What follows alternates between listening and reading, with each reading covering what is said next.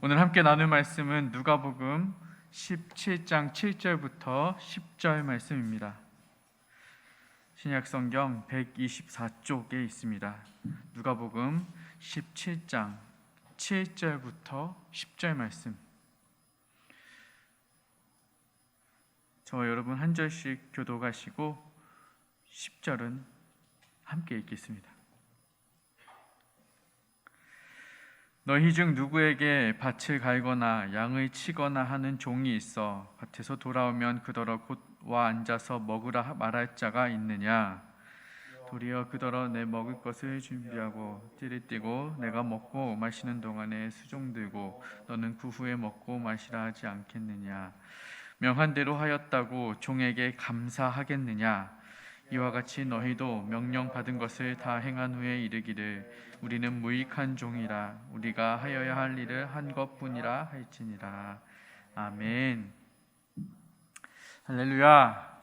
오늘 또 하나님 앞에 결단하고 작정하며 말씀의 자리에 나오신 여러분들을 환영하고 축복합니다. 여러분이 계신 곳에서 각자의 처소가 하나님이 기뻐하시는 예배의 현장이 되시기를 주님의 이름으로 축복합니다.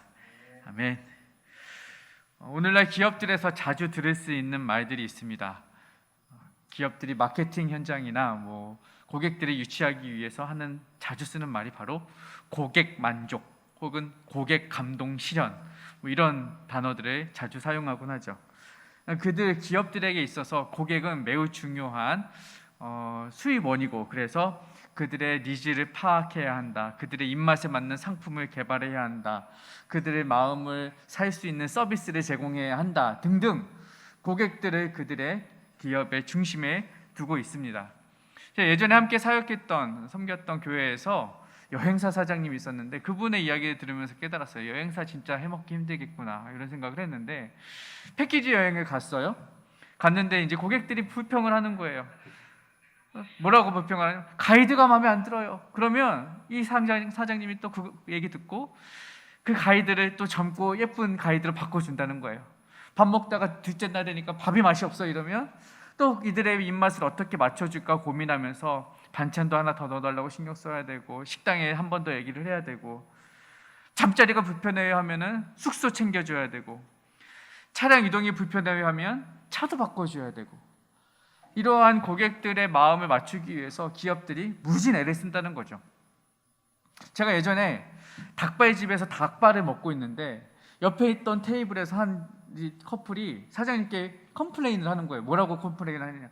아니 사장님, 닭발이 너무 매워요. 근데 여러분 그거 아세요?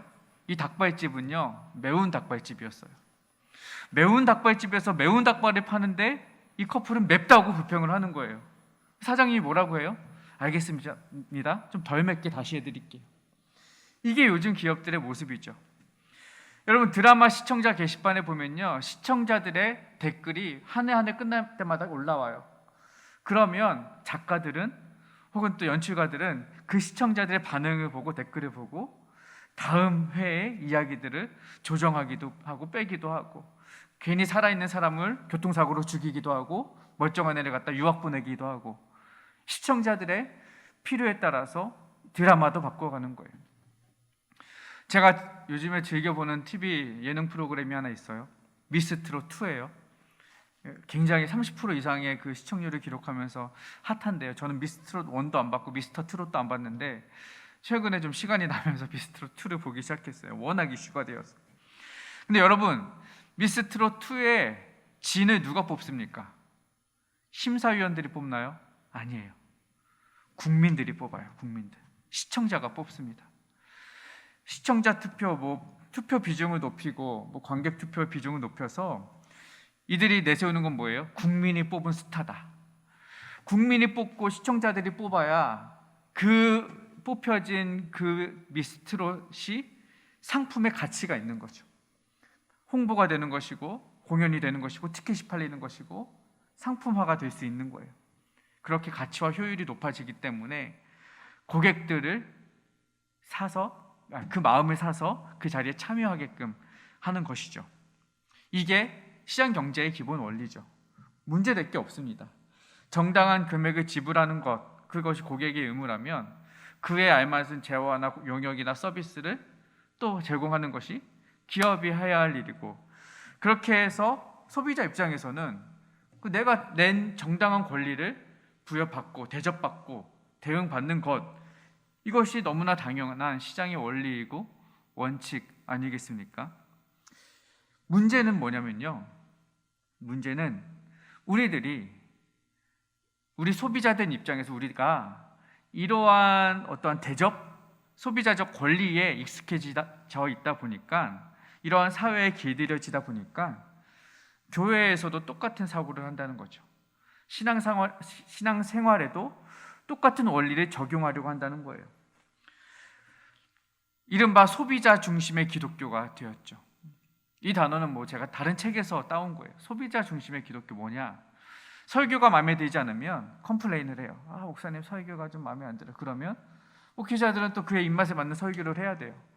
고통스러워요.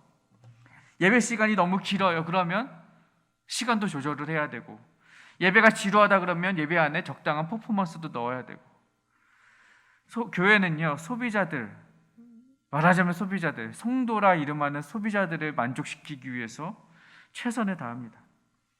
심지어 교회 밖에 있는 사람들의 마음까지 살기 위해서, 그들까지 만족시키기 위해서 교회는 애를 써야 해요.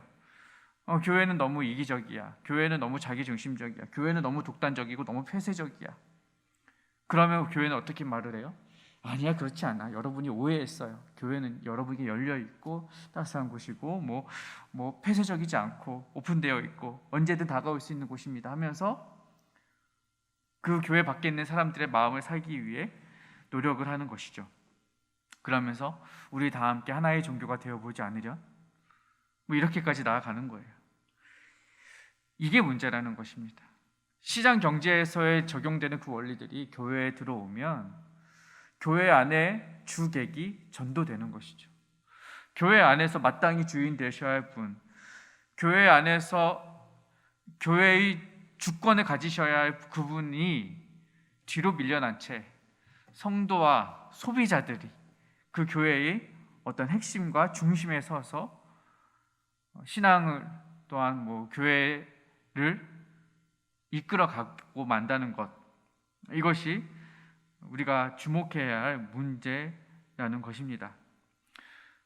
그러니까 교회 안에서 최근에 많이 난무하고 있는 공로주의, 능력주의, 행위주의 신앙이 잠입해 들어오게 되는 것이고, 이런 모든 것들이 중심에는 나라는 개인이 주인이 되고자 하는 마음, 그래서 내가 했으니 대접받아야 돼, 내가 섬겼으니 인정받아야 돼, 내가 드렸으니 받아야 돼, 이러한 어떠한 경제 원리와 논리가 교회 안에서 우리의 신앙을 해치고 우리의 바른 하나님과의 관계를 가로막고 만다는 것이죠.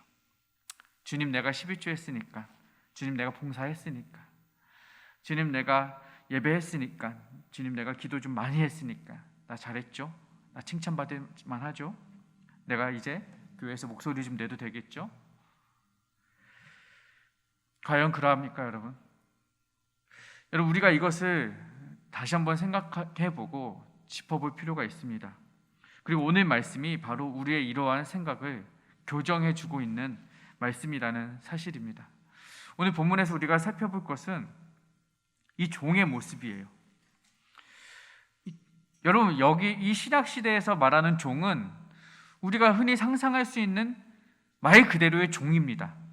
주인이 무언가 명령하고 시키면 그대로 하는 것, 이것이 종이죠. 오늘 본문에도 그러한 종의 모습이 그대로 기록되어 있습니다.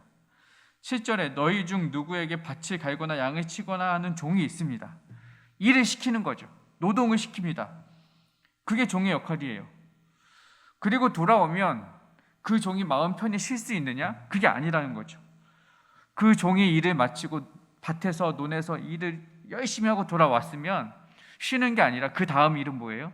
주인을 위해서 밥을 해야 되고 청소를 해야 되고 빨래를 하는 것, 수종드는 것이 그게 종의 일이라는 거예요. 여러분, 어찌 보면 오늘날 우리 현대적인 관점에서 시선에서 보면 이 종이라는 개념이 불합리한 것처럼 느껴지죠.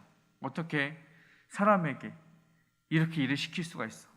열심히 일을 하고 돌아왔는데 거기다가 어떻게 또 일을 시킬 수가 있어? 어쩌면 과도하고 불합리한 것처럼 느껴지는 헌신이 종에게 요구되는데 오늘 본문에서 이 종은 그 어려운 걸 다 해내는 거예요. 그리고 종은 말해요. 뭐라고 말을 합니까? 10절 이후에 이렇게 기록되어 있습니다.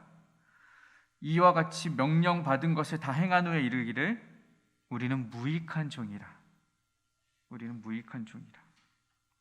여러분, 이 종이 노동도 했어요. 돌아와서 주인이 시키는 것 또 했어요. 할 거 다 했어요. 그럼 이게 과연 무익한 것입니까? 일반적으로 생각하면 시키는 것을 다 열심히 충성스럽게 했으면 그러면 유익한 종 아닙니까? 저 같으면 굉장히 유익한 종이라고 칭찬을 할 것 같아요. 나도 이런 종 하나 있으면 좋겠다 싶은 생각이 들어요. 요즘이야 조금 제가 뭐 살만하니까 눈도 붙이고 잠도 자고 뭐 취미생활도 하지만 정말 바쁜 사역을 할 때는 정말 몸이 돌아오면 천근만근이고 한숨이라도 더 자고 싶고 청소 안 해도 혼자 사는데 무슨 청소입니까? 밥 한 먹기도 귀찮아요. 설거지하기가 싫으니까. 빨래는 쌓여만 갑니다. 이럴 때 일에 도와줄 수 있는 누군가 있으면 좋겠다 이런 생각을 합니다. 요즘 직장맘들 너무 많으신데 직장맘들은 심하게 공감을 하실 거예요. 직장 퇴근하면 어디로 출근해요? 육아 출근하는 거죠. 애들이 집에서 기다리고 있는 거예요. 그러면 애들도 돌봐야 되는데 요즘이야 뭐 남편과 아내가 같이 아이를 돌본다고는 하지만 제가 결혼은 안 해봐서 모르겠지만 모르긴 몰라도 아내들이 시킨 일 남편들이 제대로 할 거란 생각은 별로 안 합니다. 뭐냐, 아내가 이것 좀 해줘라고 부탁을 하면 남편이 하긴 하지만 아내 마음에 또 마음에 안 들 거예요. 그러면 손이 또 가야 돼요. 그렇지 않나요, 목사님? 아멘. 이게 남편들의 현실이라고요.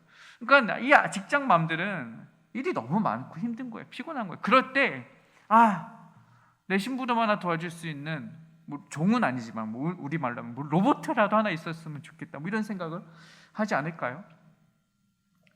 남편이라고 하나 있는 것 별로 도움도 안 되고 자식들 뭐 심부름 시켜봤자 뭐 궁시렁 하기만 하고 그럴 때 나의 일을 도와줄 수 있는 이런 충성스러운 종 같은 로봇 하나 있으면 좋겠다.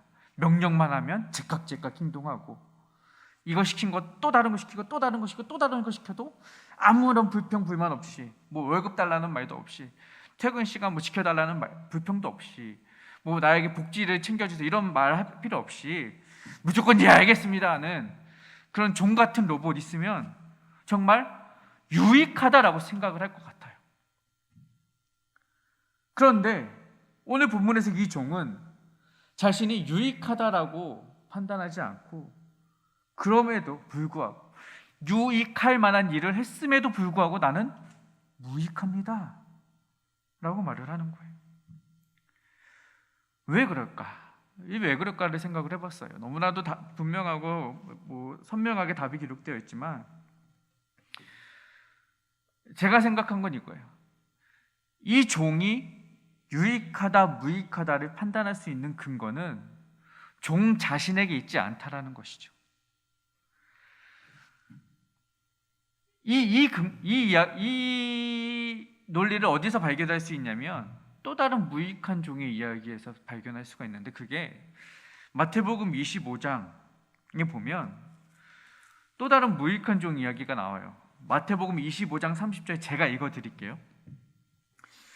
이 무익한 종을 바깥 어두운 데로 내쫓으라. 거기서 슬피 울며 이를 갈리라 하니라. 이 무익한 종을 바깥 어두운 데로 내쫓아 버려라. 주인이 말을 하는 거예요. 이게 어떤 이야기냐면 여러분 너무나도 잘 아는 이야기예요. 주인이 여행을 가기 전에 종을 불러가지고 누구에게는 5달란트, 누구에게는 10달란트. 근데 마지막 종에게는 1달란트를 맡기죠. 그런데 이 마지막 1달란트 받은 종은 어떻게 하죠?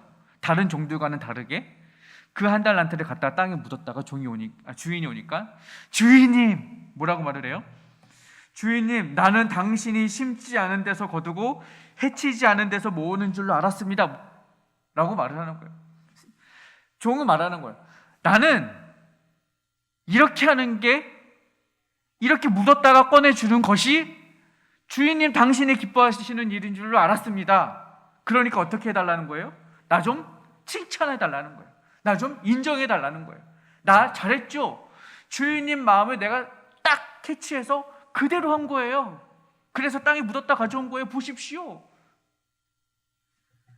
그러자 주인이 뭐라고 그래? 야, 이 쓸데없는 놈아, 아무짝에도 쓸모없는 놈아, 이 무익한 놈아 라고 책망을 하는 거죠. 무슨 말이냐? 여러분, 자녀에게 하나 어머니가 저녁 식사 준비를 하다가 아들내미를 불러요. 아들아, 정아, 엄마가 지금 콩나물국 끓이려고 그랬는데 콩나물이 없네. 1,000원 줄 테니까 가서 콩나물 1,000원어치만 사와라. 이렇게 심부름을 시켰어요. 정이가 1,000원을 딱 들고 슈퍼를 가는 거예요. 랄랄랄라 루루랄라 1,000원 딱 가지고 와서 콩나물 사려고 하는데 그 슈퍼 가게 아주머니가 말을 하는 거. 정아, 오늘 아줌마가 두부를 들여왔는데 오늘 두부가 너무 맛있게 잘 나왔어. 두부를 사가면 좋을 것 같아. 게다가 두부는 한 모에 500원, 두 모에 1,000원이야. 정이가 그 얘기 듣고 나서는 어머나, 이렇게 따끈하고 하얗고 부드러운 두부가 두 모에 1,000원이야?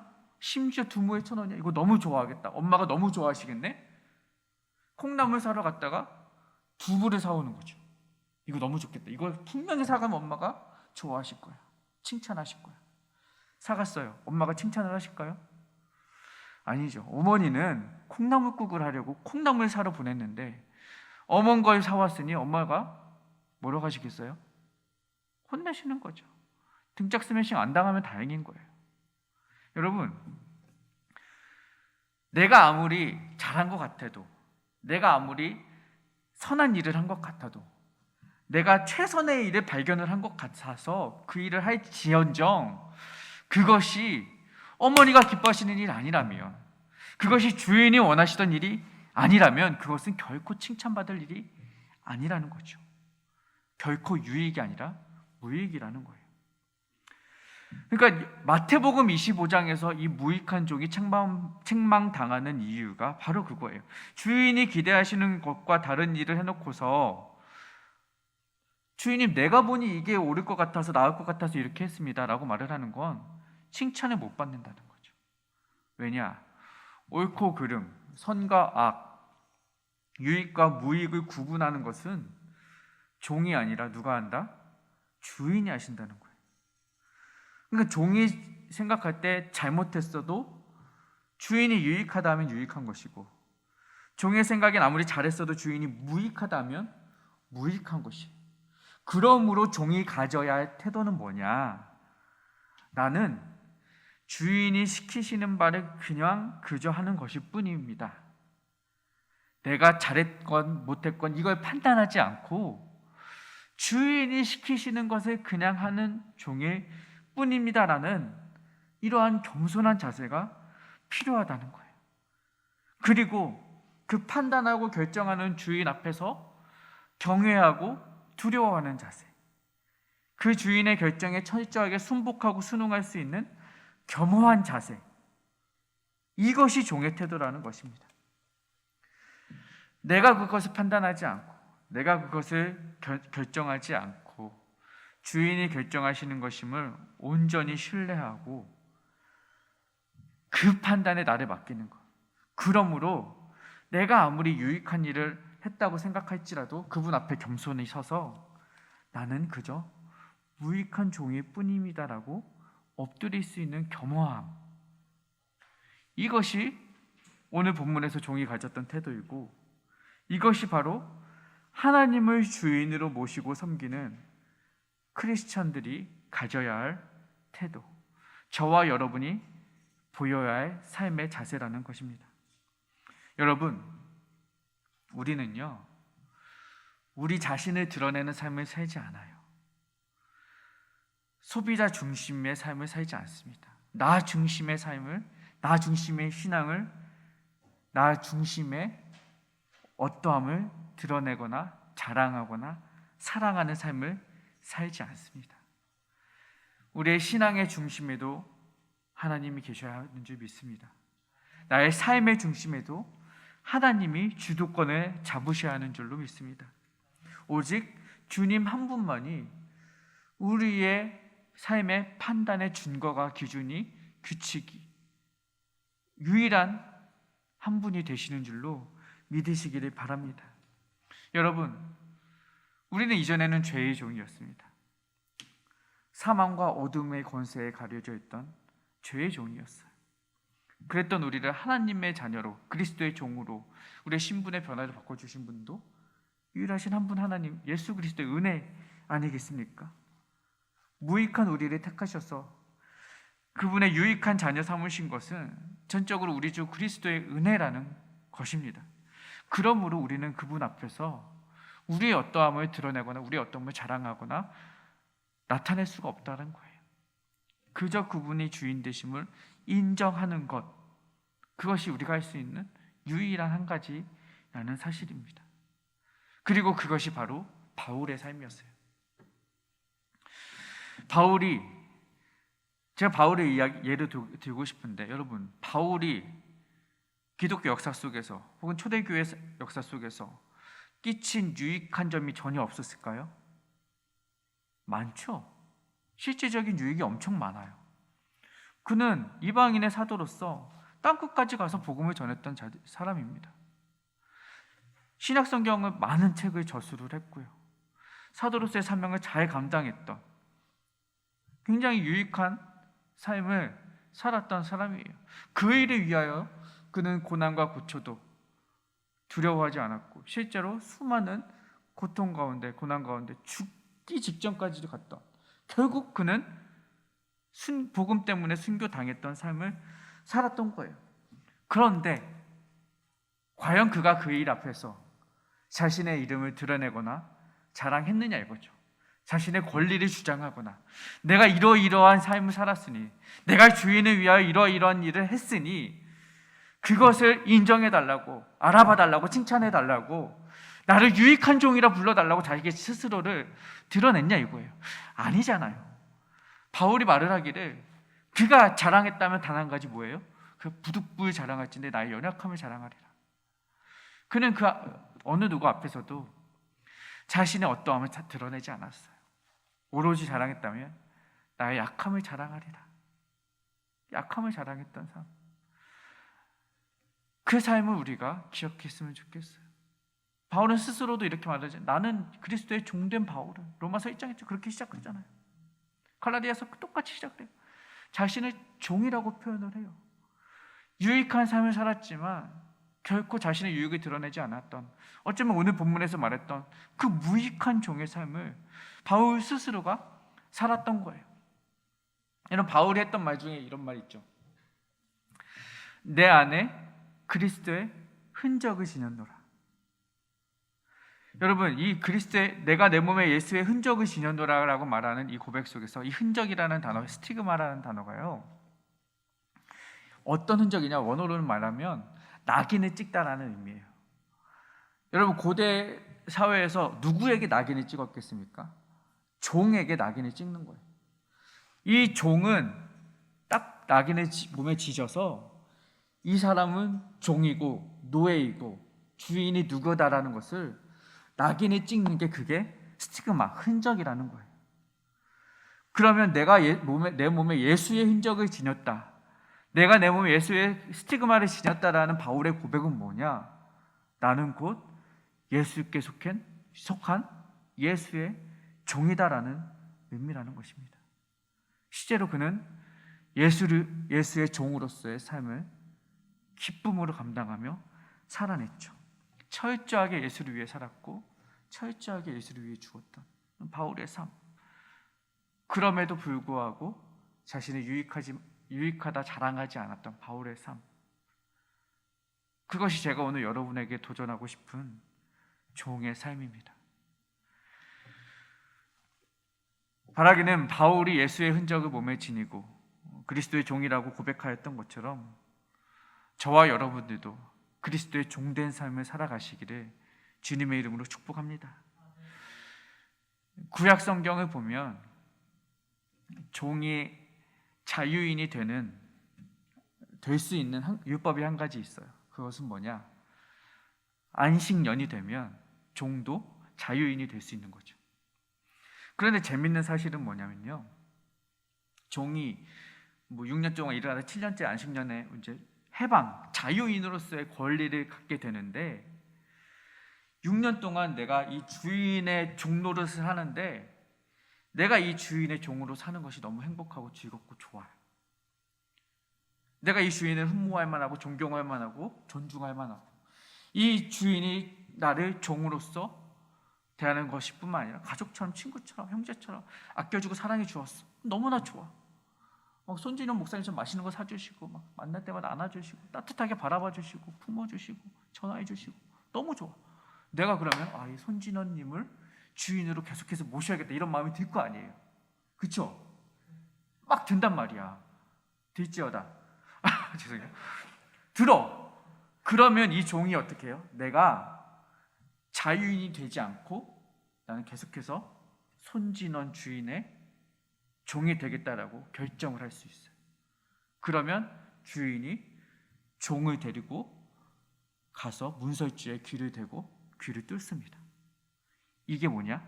나는 앞으로 계속해서 이 사람의 종으로서 살겠습니다라는 고백이고 흔적이 되는 거예요.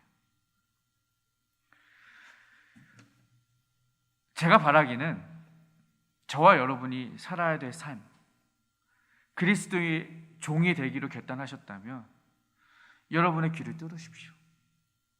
이게 자발적 종이 되는 거예요.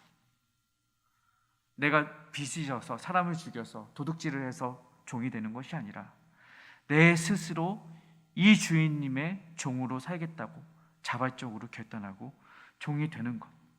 내가 누릴 수 있는 자유, 내가 누릴 수 있는 어떠한 편안함, 평안함 다 내려놓고, 나의 나됨을 내려놓고, 나를 드러낼 수 있는 무언가를 포기하고 주인을 위해 살겠다라고 자발적으로 헌신하는 것입니다.